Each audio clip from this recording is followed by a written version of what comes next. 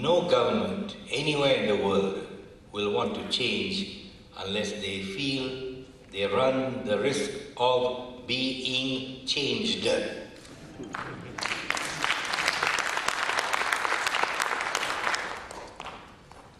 No department, no company that I know of, and I worked in banks and the government and now on the corporate side, the staff will never change unless they find that's in their interest to change.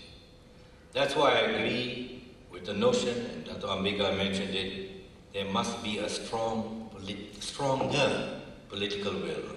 I think it was a great gesture on the part of Pakla, Dr. Tun Abdul Razak, to have brought in this legislation. It was, given the government mindset anywhere, it's a major breakthrough.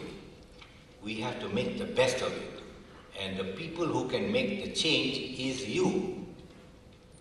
A company, I always say, looks at the bottom line. They're not worried about revenue, expenditure per se, debt servicing ratio, equity, going on IPO, no.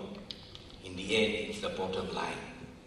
The bottom line for the political system, any politician, any government, is the vote.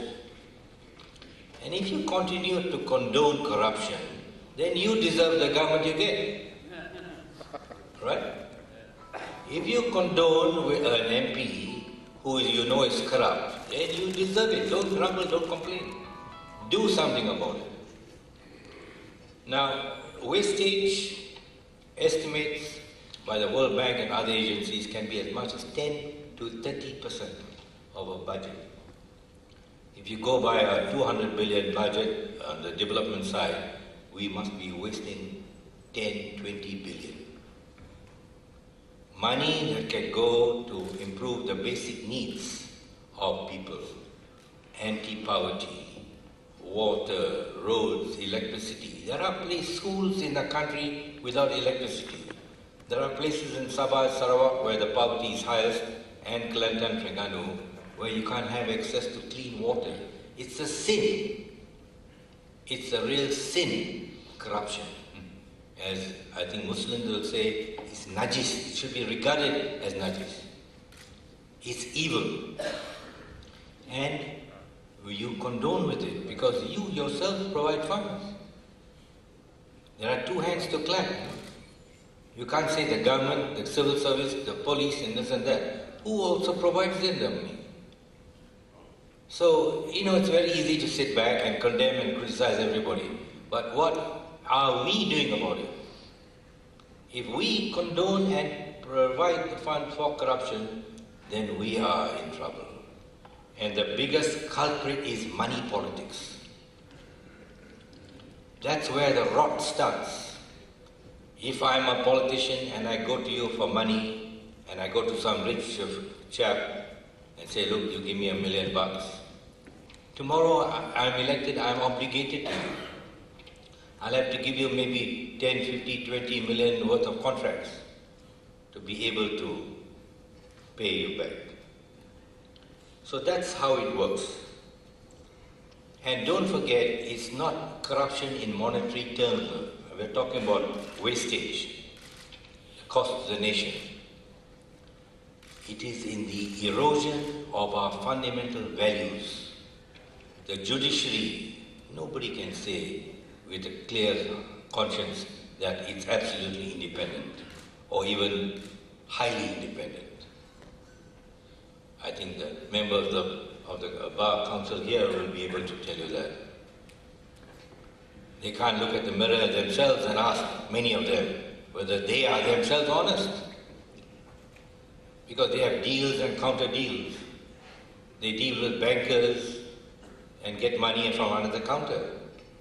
They condone with immoral agreements. So why point fingers? Why don't we look at the mirror ourselves? Now I would say the corruption in terms of wastage has undermined the new economic policy. I was one of its authors, but several of us. I'm not taking credit, I'm just saying I was a junior officer working on it. And I understand the ethos of Tun Razak. You can't quarrel with it. Eradication of poverty regardless of race. Unfortunately, they forgot the phrase regardless of race along the way. The elimination of the identification of race with occupation. In other words, why should all rubber tappers mostly be Indians and Malays? Why should most businessmen be Chinese? Why should most professionals be right across the board but just elitists?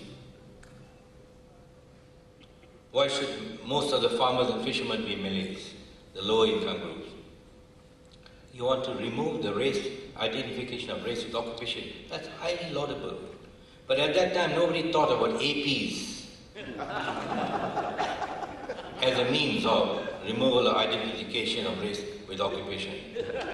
Nobody thought about closed tenders, negotiated tenders, as a way of raising incomes of the Malays. But this is the abuse, and this is corruption.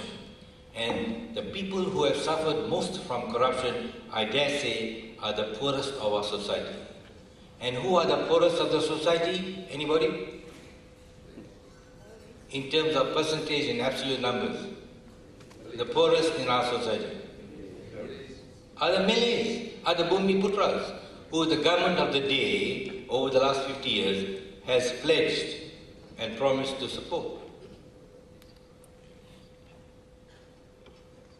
The poorest of any society suffers most from corruption.